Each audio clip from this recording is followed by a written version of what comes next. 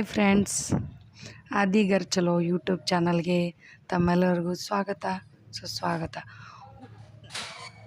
ಟೈಟಲಲ್ಲಿ ತೋರಿಸಿರೋ ಹಾಗೆ ನಾನು ಇವತ್ತು ಉತ್ತರ ಕರ್ನಾಟಕ ಶೈಲಿಯಲ್ಲಿ ರಸಮ್ ಹೇಗೆ ಮಾಡೋದಂತ ತಿಳಿಸ್ಕೊಡ್ತೀನಿ. ಬನ್ನಿ ಫ್ರೆಂಡ್ಸ್, ನೋಡೋಣ. ಇದು ನನ್ನ ಮೊದಲನೇ ವಿಡಿಯೋ ಆಗಿರೋದ್ರಿಂದ ಪ್ಲೀಸ್ ನನಗೆ ಸಪೋರ್ಟ್ ಮಾಡಿ, ನನಗೆ ಪ್ರೋತ್ಸಾಹಿಸಿ. ಒಂದು 10-15 ಕಾಳು ಮೆಣಸು ಕುಟ್ಕೊಳ್ಳಿ ಫಸ್ಟು. ಆಮೇಲೆ ಹಿಂದ್ಗಡೆ 1 ಗೆಡ್ಡೆ ಬೆಳ್ಳುಳ್ಳಿ, ಆಮೇಲೆ 1 ಟೇಬಲ್ ಸ್ಪೂನು ಜೀರಿಗೆ. ಅದನ್ನ ಚೆನ್ನಾಗಿ ಕುಟ್ಟಿ ಪುಡಿ ಮಾಡ್ಕೊಳ್ಳಿ. ಪುಡಿ ಮಾಡ್ಕೊಂಡ ತಕ್ಷಣ ಒಂದು ಪಾತ್ರೆ, ಒಲೆ ಮೇಲೆ ಒಂದು ಪಾತ್ರೆ ಇಟ್ಕೊಳ್ಳಿ.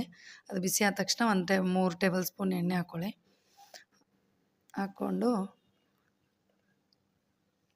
ಅದರಲ್ಲಿ ಸ್ವಲ್ಪ ಸಾಸಿವೆ, ಒಂದು ಸ್ವಲ್ಪ ಜೀರಿಗೆ, ಅದು ಸ್ವಲ್ಪ ಸಿಡಿಯೋ ಥರ ಸ್ವಲ್ಪ ಗ್ಯಾಸ್ ಫ್ಲೇಮ್ನ ಸ್ಲೋ ಇಟ್ಕೊಳ್ಳಿ. ಅದು ಸ್ವಲ್ಪ ಚಟಪಟ ಅಂದ ತಕ್ಷಣ ಹಿಂದ್ಗಡೆ ಬೆಳ್ಳುಳ್ಳಿ ಹಾಕ್ಕೊಳ್ಳಿ.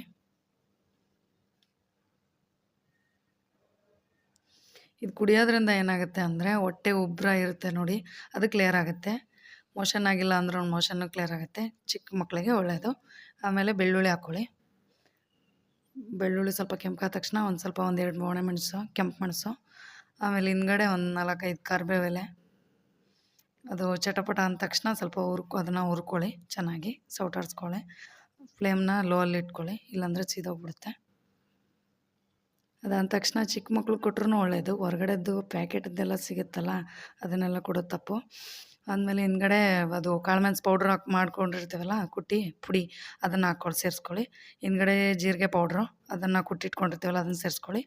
ಆಮೇಲೆ ಹಿಂದ್ಗಡೆ ಸ್ವಲ್ಪ ಧನಿಯಾ ಪೌಡ್ರದು, ಅದನ್ನು ಕೊಟ್ಟಿರೋದು ಒಂದು ಸ್ವಲ್ಪ ಪೌಡ್ರು, ಅದನ್ನು ಹಾಕ್ಕೊಂಡು ಸ್ವಲ್ಪ ಸೌಟಾಡಿಸ್ಕೊಳ್ಳಿ. ಸೀದೋಗಬಾರ್ದು ಇದು. ಸೀದೋದ್ರೆ ಟೇಸ್ಟೆಲ್ಲ ಹಾಳಾಗುತ್ತೆ. ಸೀದೋಗಿರೋ ಸ್ಮೆಲ್ಲೇ ಬರುತ್ತೆ. ಸ್ವಲ್ಪ ಸ್ಲೋ ಆಗಿ ಇಟ್ಕೊಳ್ಳಿ. ಒಂದು ಪಾತ್ರೆಯಲ್ಲಿ ಒಂದು ಸ್ವಲ್ಪ ಬೇಳೆನ, ಇದು ನಾವು ಮಾಡ್ತಾ ಇರೋದು ಸಾಂಬಾರಲ್ಲ, ಇದು ರಸಮ್ಮು. ಸ್ವಲ್ಪ ಬೇಳೆ ಮತ್ತು ಟೊಮೆಟೊ ಹಾಕ್ಕೊಂಡು, 1-2 ಟೊಮೆಟೊ ಹಾಕ್ಕೊಂಡು ಕೂಗಿಸ್ಕೊಳ್ಳಿ. ಒಂದು ಸ್ವಲ್ಪ ಸ್ಮ್ಯಾಶ್ ಆಗಿರಲಿ. ಸ್ಮ್ಯಾಶ್ ಮಾಡ್ಕೊಂಬಿಟ್ಟು ಅದನ್ನು ಅದರೊಳಗಡೆ ಹಾಕ್ಕೊಳ್ಳಿ. ನಮ್ಮ ಮನೇಲಿ 4 ಜನ ಇರೋದ್ರಿಂದ ನಾನೊಂದು, ಸಾಂಬಾರಾದರೆ ಗಟ್ಟಿಯಾಗಿದ್ದರೆ ಚೆನ್ನಾಗಿರುತ್ತೆ. ನಾವು ಮಾಡ್ತಾ ಇರೋದು ಇವಾಗ ರಸಮ್ಮು, ಹಂಗಾಗಿ ಸ್ವಲ್ಪ ನೀರಾಗಿದ್ದರೆ ಚೆನ್ನಾಗಿರುತ್ತೆ. ನಮ್ಮ ಮನೇಲಿ ನಾವು 4 ಜನ ಇರೋದ್ರಿಂದ ನಾನು ಒಂದು 5 ಕಪ್ ಮಾಡ್ಕೊತಾ ಇದ್ದೀನಿ. ಅದನ್ನು ರಸಮ್ನ ನೀರು ಸೇರಿಸ್ಕೊತಾ ಇದ್ದೀನಿ 5 ಕಪ್ ಅಷ್ಟು. ನಿಮ್ಮ ಮನೇಲಿ ನೋಡಿ, ನಿಮ್ಮ ಮನೇಲಿ ಎಷ್ಟು ಜನ ಇರ್ತಾರೋ ಅದನ್ನು ನೋಡ್ಕೊಂಡ್ಬಿಟ್ಟು ನೀವು ನೀರು ಸೇರಿಸ್ಕೊಳ್ಳಿ. ಹಿಂದ್ಗಡೆ ಅದನ್ನು ಕುದಿಯೋಕ್ಕೆ ಬಿಡಿ ಚೆನ್ನಾಗಿ. ಇವಾಗ ಸ್ವಲ್ಪ ಫ್ಲೇಮ್ನ ಜೋರಾಗಿ ಇಟ್ಕೊಳ್ಳಿ, ಸ್ವಲ್ಪ ಕುದಿಯೋಕ್ಕೆ ಬಿಡಿ ಅದನ್ನು.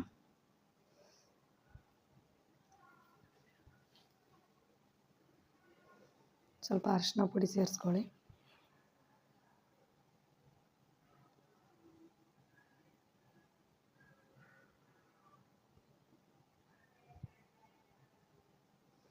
ಖಾರದ ಪುಡಿ ಸೇರಿಸ್ಕೊಳ್ಳಿ. ನಮ್ಮ ಮನೆಯಲ್ಲಿ ಸ್ವಲ್ಪ ಕಡಿಮೆ ತಿನ್ನೋದ್ರಿಂದ ನಾನು 2 ಟೇಬಲ್ ಸ್ಪೂನ್ ಅಷ್ಟೇ ಸೇರಿಸ್ಕೊತಾ ಇದ್ದೀನಿ. ನಿಮ್ಮ ಮನೇಲಿ ಜಾಸ್ತಿ ತಿಂತಾಯಿದ್ರೆ ನೀವು ಸ್ವಲ್ಪ ಜಾಸ್ತಿ ಸೇರಿಸ್ಕೊಳ್ಳಿ. ಯಾಕಂದರೆ ರಸಮ್ಗೆ ಸ್ವಲ್ಪ ಖಾರ, ಉಪ್ಪು, ಹುಳಿ ಜಾಸ್ತಿ ಇದ್ರೇ ಚೆನ್ನಾಗಿರುತ್ತೆ. ನೋಡಿ, ನೀರಿನ ನೀವು ರಸಮ್ನ ಪ್ರಮಾಣ ನೋಡ್ಕೊಂಬಿಟ್ಟು ಅದಕ್ಕೆ ಉಪ್ಪು ಸೇರಿಸ್ಕೊಳ್ಳಿ. ಟೇಸ್ಟು ನಿಮ್ಮ ಮನೆಯಲ್ಲಿ ಸ್ವಲ್ಪ ಉಪ್ಪು ಕಡಿಮೆ ತಿಂತಾಯಿದ್ರೆ ಸ್ವಲ್ಪ ಕಡಿಮೆ ಸೇರಿಸ್ಕೊಳ್ಳಿ. ಜಾಸ್ತಿ ತಿಂತಾಯಿದ್ರೆ ಸ್ವಲ್ಪ ನೋಡ್ಕೊಂಡು ಸೇರಿಸ್ಕೊಳ್ಳಿ. ಹಳ್ಳುಪ್ಪಾದರೆ ಚೆನ್ನಾಗಿರುತ್ತೆ. ನಾನು ಸ್ವಲ್ಪ ಹುಣಸೆ ಹುಳಿ ತೆಗೆದಿಟ್ಕೊಂಡಿದ್ದೀನಿ ಮಾಡಿ, ಅದನ್ನು 1-2 ಟೇಬಲ್ ಸ್ಪೂನ್ ಸೇರಿಸ್ಕೊತಾ ಇದ್ದೀನಿ.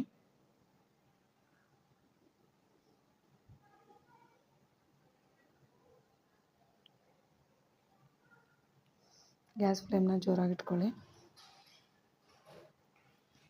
ಸ್ವಲ್ಪ ಕೈ ಆಡಿಸಿ.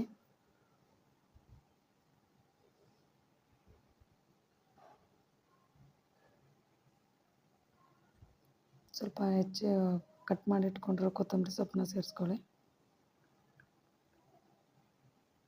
ಘಮ ಚೆನ್ನಾಗಿ ಬರುತ್ತೆ.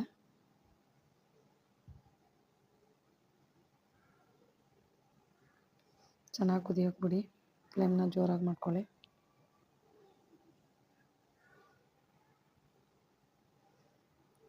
ಇದು ಚೆನ್ನಾಗಿ ಕುದಿ ಬಂದ್ರೇ ಇದ್ರಲ್ಲಿ ಮೆಣಸು ಇರುತ್ತಲ್ಲ, ಕಾಳು ಮೆಣಸು ಪೌಡ್ರ್ ಹಾಕಿರ್ತೀವಲ್ಲ, ಅದು ಕುದ್ರೇ ಚೆನ್ನಾಗಿ ಖಾರ ಬಿಡುತ್ತೆ. ಅದು ಖಾರ ಬಿಟ್ಟ ತಕ್ಷಣ ಕೆಮ್ಮು, ಇದೆಲ್ಲ ಶೀತ ಇರುತ್ತೆ ನೋಡಿ, ನೆಗಡಿ ಬರುತ್ತೆ ನೋಡಿ, ಆ ಟೈಮಲ್ಲಿ ಚೆನ್ನಾಗಿರುತ್ತೆ ರಸಮ್ ಮಾಡ್ಕೊಂಡು ಕುಡಿಯೋಕ್ಕೆ.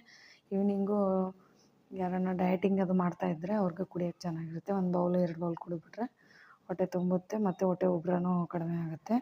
ಗ್ಯಾಸ್ ಸಮಸ್ಯೆ ಇದ್ರೂ ಪರಿಹಾರ ಆಗುತ್ತೆ. ಇದು ಏನಂದರೆ ಮಡಿಕೆ ಕಾಳು ಪಲ್ಯ. ಅದು ನಮ್ಮ ಉತ್ತರ ಕರ್ನಾಟಕ ಸ್ಪೆಷಲು. ನೋಡಿ, ಇದು ಬೇಕಂದರೆ ಕಮೆಂಟ್ ಸೆಕ್ಷನಲ್ಲಿ ತಿಳಿಸಿ, ನಾನು ನೆಕ್ಸ್ಟ್ ವೀಡಿಯೋದಲ್ಲಿ ತೋರಿಸ್ತೀನಿ. ಇದು ರಸಮ್ ನೋಡಿ ಇವಾಗ ಕುದೀತಾ ಇದೆ ಫ್ರೆಂಡ್ಸ್. ಇದು ಚೆನ್ನಾಗಿ ಕುದ್ರೇ ಚೆನ್ನಾಗಿ ಟೇಸ್ಟ್ ಬರೋದು, ಇದು ಫ್ಲೇವರು.